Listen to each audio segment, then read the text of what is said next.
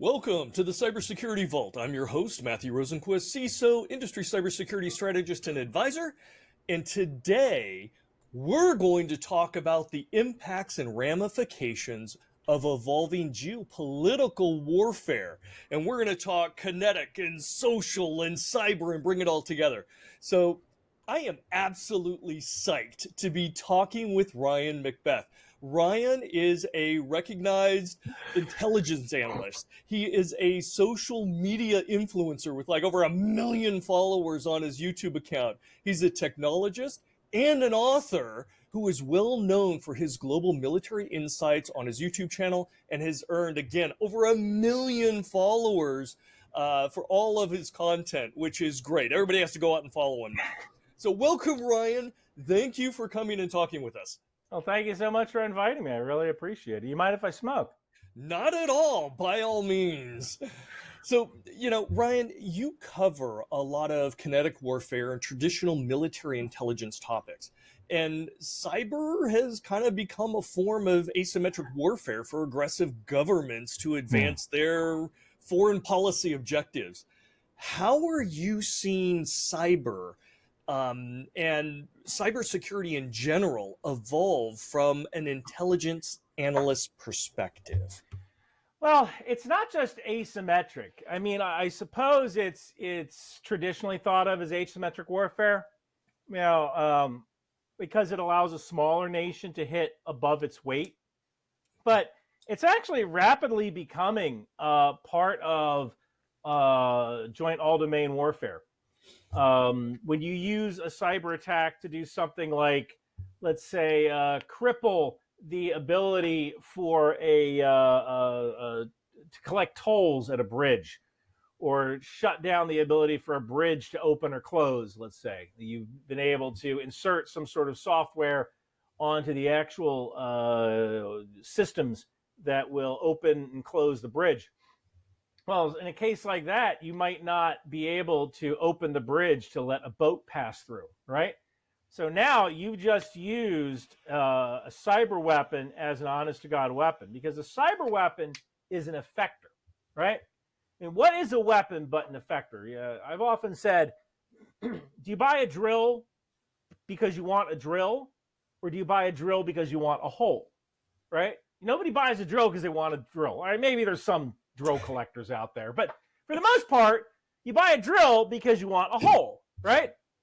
So when you look at it from the terms of weapons effectors, why do you buy a weapon? Well, you buy a weapon because of the effects that weapon can create. So let's say you might want to destroy a bridge, because destroying that bridge means the enemy's troops can't cross that bridge, or maybe the enemy can't float their boats out of harbor if that bridge can't go up so the boat can go through. So you could destroy the bridge with a missile or a bomb. You might be able to pay some saboteur to damage the mechanism, or you can use cyber warfare to put that bridge in the closed state if you want to prevent boats from leaving, or maybe the open state if you want to prevent troops from crossing that bridge, and the effect is the same. I mean, yeah, the bridge isn't destroyed, but if your effect is designed to prevent troops from going across the bridge or a boat from crossing under it, you just had the same effect as a bomb. So, yeah. Well, let's dive into that, because you had mentioned, right, it's no longer just asymmetric, and it allows attacks against an adversary that you don't share a border with, right? And that's really tough to send troops unless you've got a Navy or an Air Force or something like that for troop transport. But you can attack enemies or perceived enemies that you don't share a border with. And not even that, you can attack their allies who may be halfway across the world that are supplying economic or food or military support or something like that. So, I mean, it seems like it's the perfect tool in the toolbox, not the only one, but the perfect tool for kind of the next generation of how do I want to impact and push foreign agenda, my foreign policy goals for direct adversaries and their friends, supporters, you name it. Do you think this is going to get worse? What do you think here? I mean, you can also have kinetic effects. I mean, one of the examples I give is the MV Cape Orlando. So about 2 years ago, this pro-Hamas group, it was called like Arab Resource Coalition, something like that. They put out information on TikTok and Instagram saying, "Hey, um, this American ship that's filled with weapons is leaving the port of Oakland, and it's headed to Israel in order to deliver those weapons. We need to block the boat from leaving. So come to this location, protest, and glue yourself to the side of the ship to prevent it from leaving." Now, Useful idiot weapon. Yes. Okay. well, look, I don't think anybody looked at a map, because if you were going to send a boat to Israel, you would probably do it from the Atlantic, not the Pacific. The Panama Canal is at record low water, and going around the Pacific all the way to Israel up the Red Sea. I mean, now you're dealing with the Houthis and all that, so it's easier to go from the east. So I don't think anyone looked at a map. That is why they call them useful idiots, right? But this organization was able to physically stop a boat, a naval asset, the MV Cape Orlando, which is like naval ready reserve ship, from leaving port. You could do that with a mine, you could do that with a missile, but you could also do that with a blue-haired idiot who glues himself to the side of a boat. And, while I understand their passion, for presenting what they perceive as a genocide, we have to think about these weapons effectors, because I guarantee you, when China invades Taiwan, which will be in 2027, maybe 2028, Yeah. they will use TikTok to convince people that Taiwan has always been Chinese. America wants you to die for computer chips. This is colonialist, imperialist, whateverist. And college students will eat that up. And hey, go block this army movement. Go block this rail line. Prevent this boat from leaving. So yeah, I could easily see China using that as a weapons effector.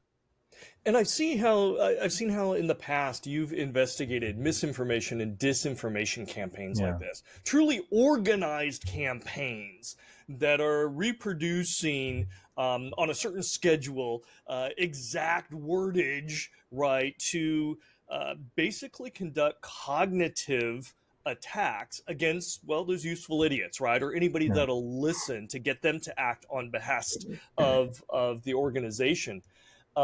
How do you see those evolving? I know you've been doing that for a couple of years now. Are they getting more sophisticated? Do you think the security technology is catching up? Where are we at with misinformation and disinformation right So now? the security technology is already there, but the issue is that the social media companies don't want to implement it, right? The fact is that things like lies or misinformation, they generate clicks, and clicks generate eyeballs, eyeballs generate revenue. Look at this horrible thing, click, Wayfair ad, right? Look at this horrible thing, click, Liberty Mutual ad, right? And the fact is that social media companies make money when people are viewing content, and the best way to view content is to show people more and more extreme stuff.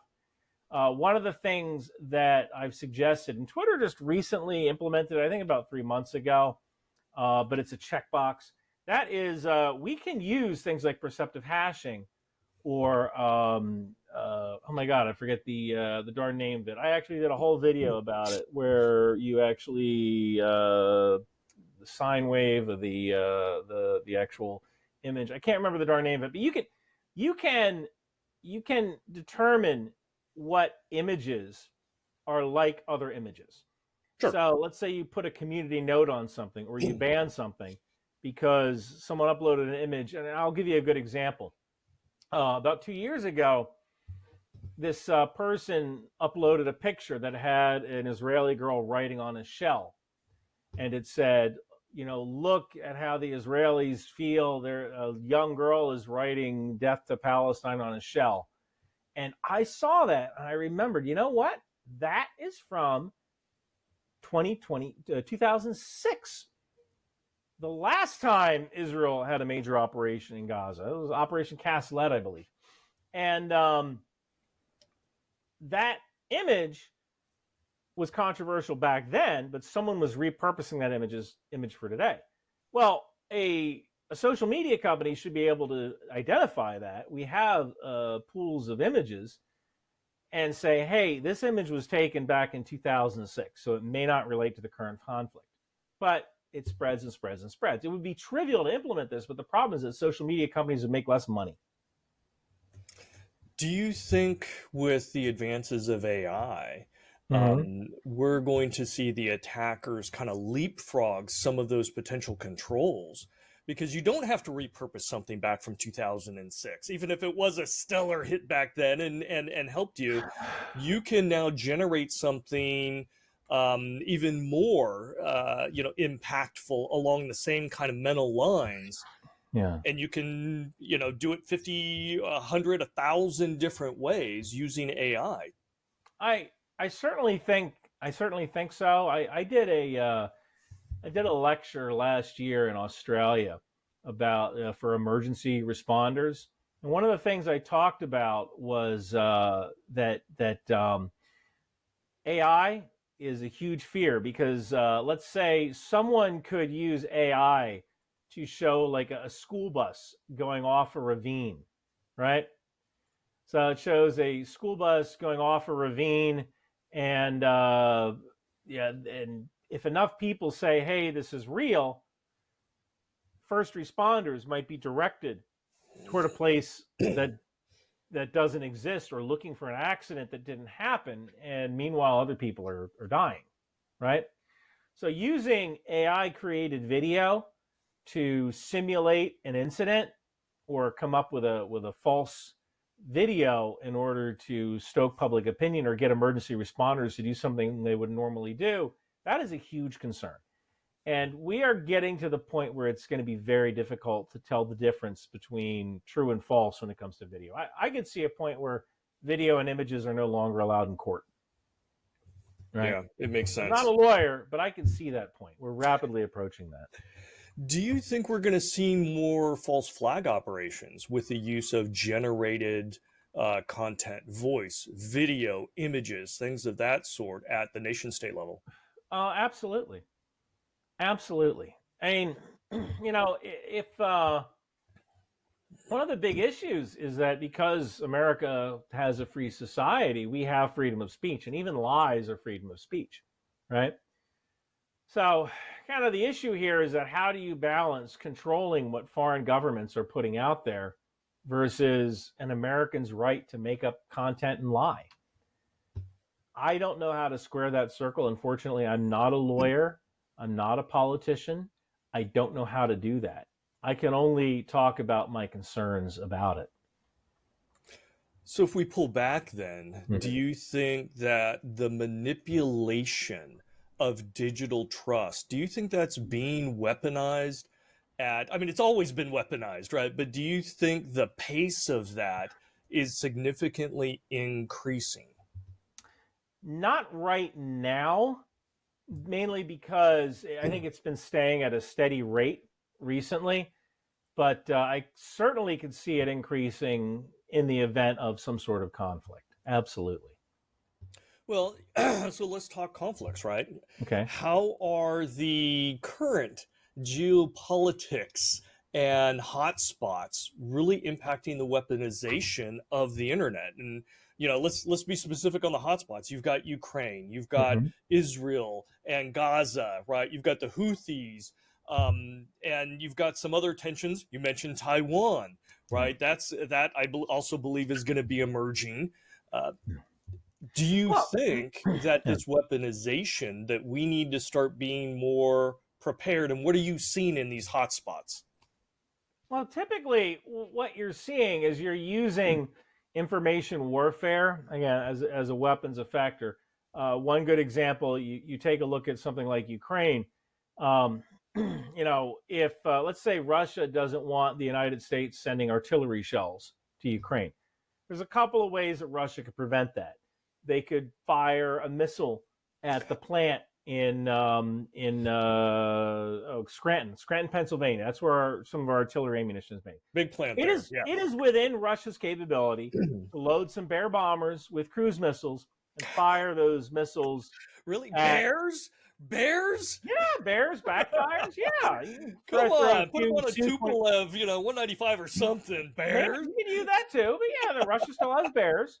So I'm just saying, they have the platforms to do that. They could fire those missiles at a factory and destroy the factory. That would prevent it. It would also probably invoke Article 5, and the U.S. Red might Storm be at war Rising. with Let's read a novel. yeah. Okay. And Russia does not want war with NATO. They are terrified of war with NATO because they'll lose. They're bled out right now. they have problems. Another thing could be like, hey, pay a saboteur to sabotage the production line. But again, if it leads back to Russia, Article 5, right? NATO Article 5. NATO could be at war with Russia. But if you have this media campaign that convinces people that $200 million was sent to Ukraine and half of it is missing, and contact your congressman and tell them you don't want artillery shells going to Ukraine because half of them are being diverted to the cartels in Mexico. I have yet to see a cartel member with an M777 howitzer, but again, most people, right? They don't really understand what an M777 howitzer is. But you can say, like, hey, half the artillery ammunition is being diverted to Mexico.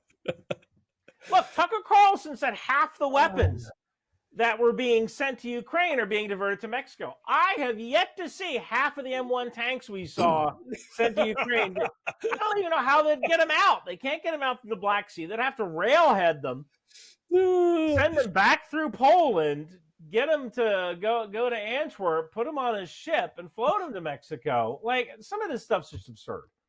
Right? No, agreed. But if you can convince people of this, then again, it's a weapons effector. So that's one thing we've seen with Russia saying Ukraine is corrupt. Your money is going to help Zelensky buy yachts, right? Right. I guess fairly recently there was Sudan. That's kind of similar. Same thing with Tigray in Ethiopia. Mm-hmm. And what else are we seeing right now? I'm trying to think. There's we've got four big players, right, in the national, international. We've got Russia, and right now their focus is Ukraine. We've got China, and I think they're lining up for Taiwan. That's their big play. Yeah. And we've got North Korea, who's just trying to steal as much money as possible to fund their regime. And then we've got Iran, in support of the Houthis and everything else in the Middle East. Their national Iranian Republican Army is active. Are you seeing more from these other actors than typically what's showing up in the news? I can't. So I'm really focused on China right now. Mm-hmm. So, I have started this whole series of the order of battle for Chinese units, like how the actual People's Liberation Army is organized, how the People's Liberation Army Navy is organized. So most of that is kind of focused on, most of my attention right now is kind of focused on the upcoming threat with China. So that's kind of a tough one. I haven't personally noticed that. That doesn't necessarily mean it's not there, but it's certainly a lot of stuff is going on right now. Oh, actually, I can give you one. This is actually a pretty big one. I did a video about this a couple of days ago. So, are you familiar with the Park Mobile hack? Yes.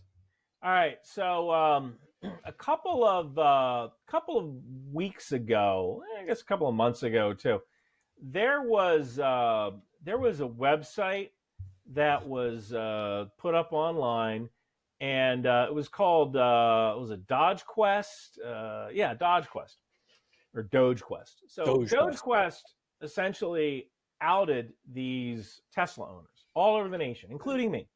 Home address, phone number, whatever. And a lot of it was data taken from the recent 2001 hack of Park Right. Mobile.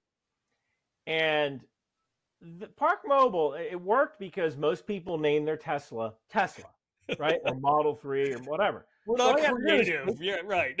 all you have to do is take that data, and when people sign up for Park Mobile, you have their name, their address, their phone number, and so on, and then the cars that they have. So all these guys had to do was take that information, throw it up there. Now, for other kinds of information, they used some sort of either open or commercially available database, and that costs money. So someone, I don't know who, but someone or some organization is funding DogeQuest, right? Because that's the only way to get the marketing data for people. So that's kind of interesting. I don't know if that's a foreign actor or a domestic actor or what. I've actually said that one of my big fears with cyber warfare and influence operations is short selling. A Yeah. couple of, I think it was last year, there was a company, I think there were these two major, I think Woolworths, and there's another company. I think it was against Woolworths. So there was this internet campaign that was started because I guess Woolworths had this decided not to sell any merchandise for either Australia Day or Founders Day. It was the day that Australia was colonized by Captain Cook. And I can't remember what that day was called, but I'm just going to call it Australia Day. So Australia Day, it kind of grew to prominence in the 90s, and then like people slowly stopped celebrating it. Now, like people really don't know about it. And so Woolworths decided they weren't going to sell Australia Day merchandise because like people really just don't celebrate Australia Day anymore. And people took that, right-wing people in Australia, they took that and they said, we're going to boycott Woolworths because they're not going to celebrate Australia Day. And the funny thing about that is that nobody celebrates Australia Day anymore. But suddenly this is a big thing. But it's a political cause to get behind. Yeah. So, apparently like nobody celebrates it anymore. And I saw that and I was like, I wonder if a short seller could have paid some organization, India, Eastern Europe, hey, put out this fake news or put out these tweets about Australia Day. I'm going to short a bunch of Woolworth stock. Woolworth stock go down, I'll make money on their arbitrage, right? I could not prove Possible. that. I would see that as something as some of the more sophisticated cyber criminal gangs would probably look to invest, especially the ones who have made tens or hundreds of millions of dollars in ransomware and so forth. They've got a little money to spend, right, in their pocket, and being able to short out companies. We saw after GameStop, right, the GameStop issue, and the manipulation in the markets for that were huge. We also saw during the Obama administration, right, where there was a fake tweet sent out and it dropped the market a huge amount. So there's precedent there for attackers, especially criminals, right, cyber criminals, to take advantage of it, right? Yeah, I mean, absolutely. Look, and the kind of the crazy thing is that it's really difficult to prove that you did it intentionally, right? Like, Or unless just to you can prove who actually, did it, right? The attestation, it can be almost impossible. Right? yeah, unless you can actually, um, unless you can actually prove that someone made a payment to somebody else, then like you paid this company in India to put up these posts about Australia Day. Unless you can prove that, then who's to say it wasn't dumb luck that you bought a bunch of, or that you shorted a bunch of stock? That's actually talking about my book, The Wind Machine. That book is about a hedge fund manager who has an AI-powered supercomputer, and this supercomputer predicts a war with China. And now the question is like, well, how can I profit off this, right? like there's this dilemma of, well, in this particular novel, the main character, they make money, but they can't make too much money because the SEC might catch on. But if there's going to be a war, that's a black swan event, right? So Yeah. you could buy a bunch of stock or short a bunch of stock. All of a sudden, this war happens. Now you're billionaires. You cash out, and it looks like dumb luck, right? Right. So So, that's kind of the question of the novel. well, then is cyber, the risks around cyber, is it an opportunity or is it truly a risk for society, free nations? And I guess a follow on to that would be, what about the defense industry base? Do they see cyber as a risk or an opportunity? That's a very good question. I think that it depends based on the cyber levels of your adversary. So, if let's say a nation wants to go to war with, I'm just picking a random country out here, the Congo, right? If Congo isn't very connected, you may have a lot fewer cyber targets. And kind of another problem with a lot of nations, especially the United States, we don't tend to attack civilian targets, right?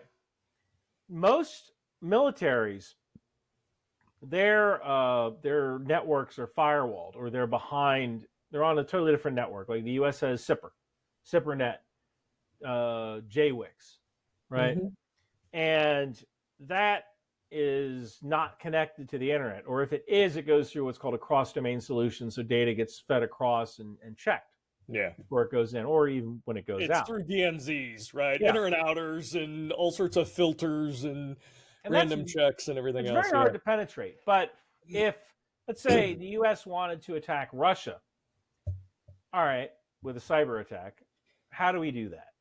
Because are we going to attack a hospital? No, we're not going to do that. We're not going to attack the systems at a hospital. We're not going to attack the systems at a power plant. But our adversaries have no qualms about doing that. So in some cases, cyber tools are less effective than you might think, especially if you obey the law of armed conflict, right? Whereas If you our obey them. adversaries, everything is on the table, right? Well, So, I'm thinking if you're a General Dynamics, you're a Raytheon, you're a Rheinmetall, right? You've got a potential opportunity there if you can create weapons that can affect adversaries' critical infrastructure, military communications, whatever, right? There's money to be made there. But on the other side, you also have to worry about your products and services being potentially exposed or attacked using similar kinds of technology, right? And the more advanced our, fighter jets are, or our bombers, or, the 777 isn't using computerized, interconnected, but eventually it will. You will have mobile artillery that's connected to the network that are all firing autonomously or semi-autonomously. And now is that, well, great benefits, but is that also a risk? So as that vendor, does it pose a significant risk? Where's that tension at? Like, I see them drooling, going, there's billions of dollars to be made if we can create great cyber weapons, but at the same time, we can get cratered, our stock can get cratered if our regular hardware and kinetic warfare systems somehow get undermined. no, I don't necessarily see that you might choose cyber over kinetic, because at the end of the day, cyber can only do so much, right? You can't take and hold ground with cyber, True. right? You there's a lot of capabilities that a cyber attack might give you, even to the point where you're, let's say, looking at the enemy's plans and operations. If the enemy has some sort of not let's say battlefield control system, Right. and you discover some sort of vulnerability in the radios connected with that system, you might be able to attack that. But at the same time, that only kind of degrades what you're able to do. You still have to have soldiers on the ground to actually take and hold ground at the end of the day. But combined warfare, right? We've seen attacks where Israel undermined radar systems in Syria to allow fighter jets and bombers to come across the border, hit targets, and come back. Right? I would hate to be the manufacturer of those Russian-made, radar, devices, and anti-air weapon systems, if they can be undermined like that. When we look at not the next generation, but the generation after that of battlefield drones, both on the ground and in the air, there's going to be elements of autonomous targeting, especially when you get into an electronic contested environment and you're losing signal. If you can take those over and turn those around or repurpose them, I mean, and it's still not the same as boots on the ground, but that can make a material difference, especially if you are a supplier of those equipment and weapons. So Because I can how tell fast you, do you lose that contract? yeah, see. So I worked for an AI-based drone company. Right. It's a company called Aeromed Lab, and the company. So that's always a concern, right? The idea that the adversary could theoretically take over your drones. That takes a lot, though. You need to know the software. You need to know the hardware that's being used.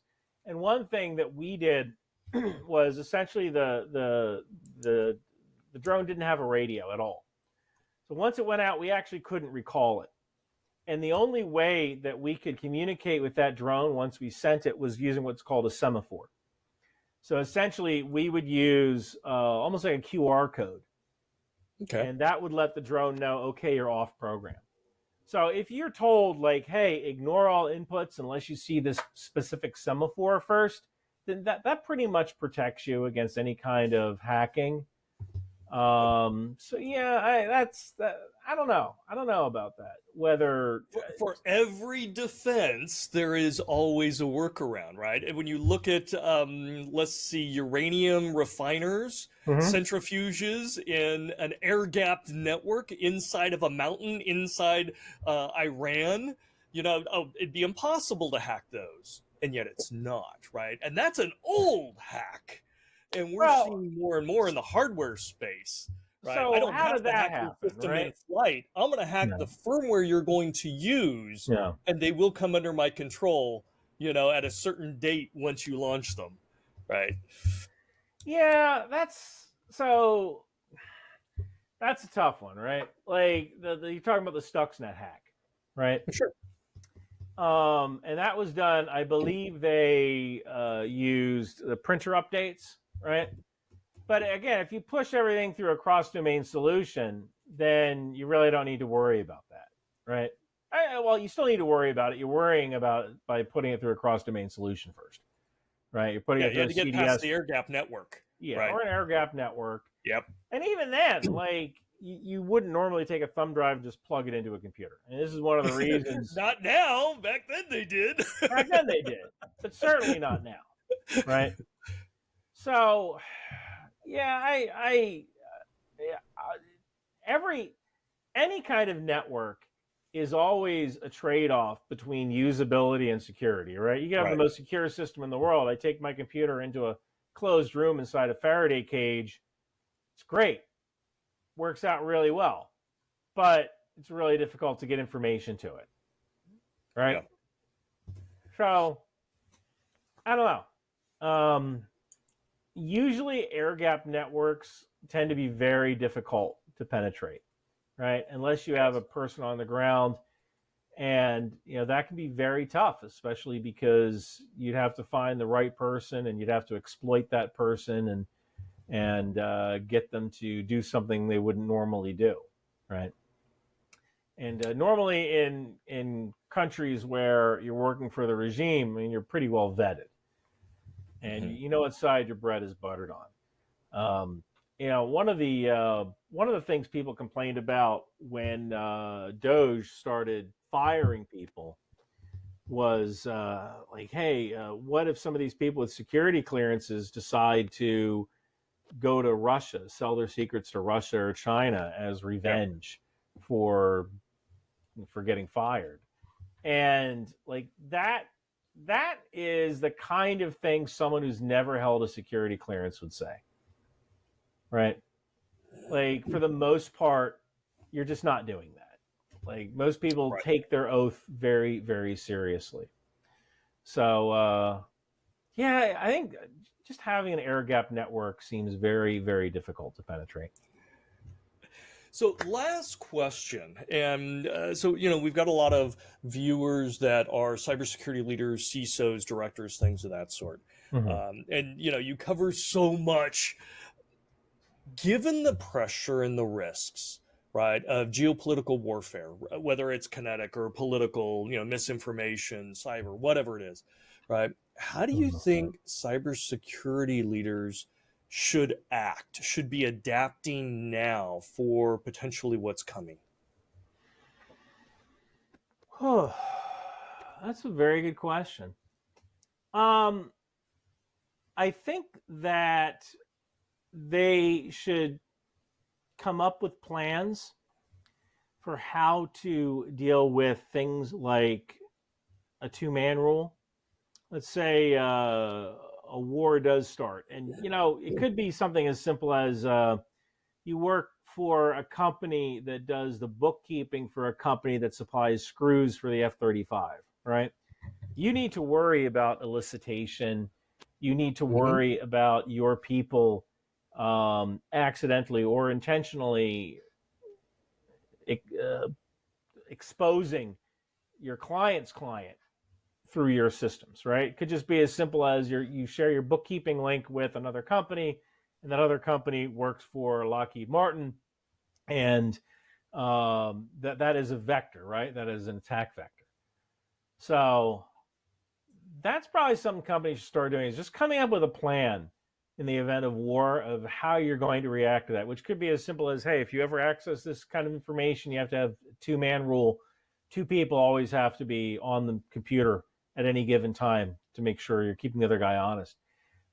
Another is training people in elicitation, you know, Mm. like, um, like, I I heard that your channel, your cybersecurity insights channel, only makes $200 a month. Really? That's very interesting. Now, what you're supposed to do is you're I supposed know to what say, I'm "Oh no, no, supposed no! to I make do. $5,000 a month," I train right? people on behavioral and cognitive security. And Ryan, So, where did you hear that from? so that's kind of like a lot of people. They like to correct information, Of right? course, of course. Like, hey, I could walk up to someone and say, like, hey, I heard your company was laying people off between Uh-huh. April and May. Like, oh no, no, no, that's not until June, right? Mm-hmm. And a lot of companies, they don't think like that, right? They don't think that they need to train people in the art of avoiding elicitation, right? I Like love that aspect, right? That behavioral and cognitive security in training people, yeah, because it's not just the technical defenses, it's also the wetware that is a major risk. And I think the biggest nation states, they absolutely know this, and they're experts in it, right? You look at Russia, you look at China, North Korea, not so much, but you look at definitely the Russia and China. They've been playing this game for a very long time, and yeah. some of the best practices that we have are actually documented. It's known that two-man rule, isolation, segregation, zero trust is big, which is just microsegmentation on many different layers, I mean, right? All these yeah, practices are known. We just need to apply them into the private sector. it is. If people only use this damn thing, there'd be so many. Like every account I have is controlled with a hardware key. I love those top-notch security. I really do. And Um, you know, the idea of connecting to something without a hardware key, like I just won't do it. yep, Right? yep. There's some things like your bank or whatever that you might have to, that they haven't developed hardware key technology yet, but maybe you need a new bank. Right? This is it's a big deal. I Right? agree. And you should put those hardened controls around the assets that are most important to you, right? Like your financial accounts, like potentially your health accounts, Well, one right? Things thing of that. that I had made a video on this. One suggestion I had was to your bank accounts should if you have the ability to do this, buy like a Chromebook, right? And only access your bank accounts on your Chromebook and Yeah. use a different email address than you normally use. Dedicated systems, A right? dedicated Another best system. Yeah. practice, right? Yeah. Yes. And by doing that, if you ever get an email to your regular email that says, "Hey, your bank requires you to log in to change this thing," then that's a pretty good indicator that whoever Yeah. is sending you this is not authentic, right? Because I only get emails about my bank at this email address, not this one. And some So, of us already do that. But yes, it absolutely is yeah. a best practice. Um, Truly great insights here. Ryan McBeth is the author of The Win Machine, available on Amazon, and I will put the link Oh, in the yeah. description. There it is. And he is truly a social media powerhouse with his self-titled YouTube channel, Ryan McBeth. Be sure to go check out both. And for all his geopolitical warfare insights, Ryan, hey, such a pleasure, man. Thank you for coming and talking with me today. Thank you so much for inviting me. All right. And thank you all for watching. Be sure to subscribe and catch all the Cybersecurity Vault episodes where we chat with industry leaders like Ryan to dive into the most relevant and interesting cybersecurity challenges, perspectives, and best practices. We'll see you next time.